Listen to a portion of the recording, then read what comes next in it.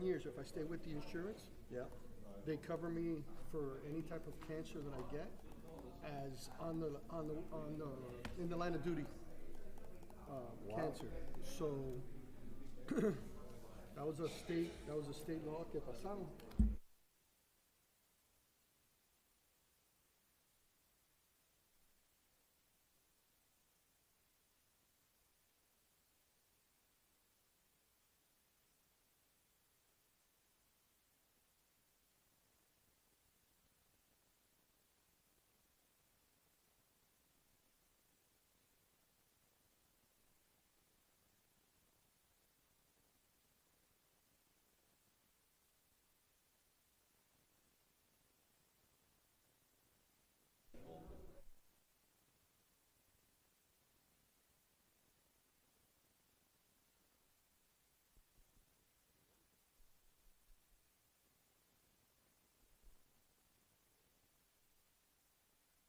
Me?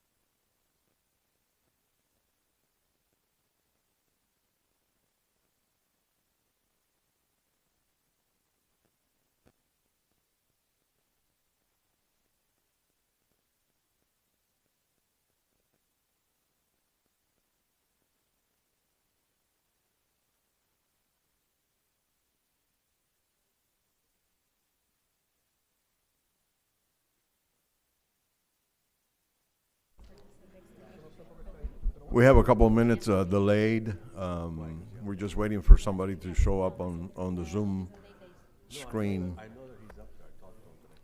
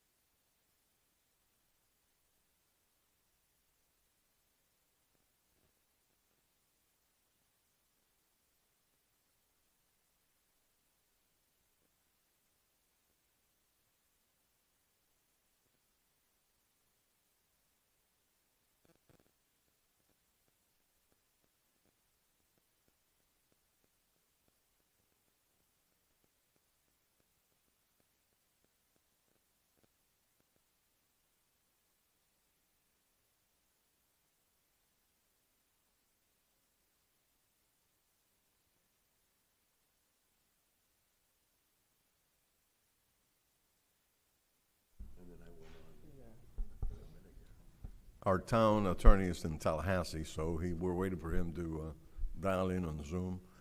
We can't start without him.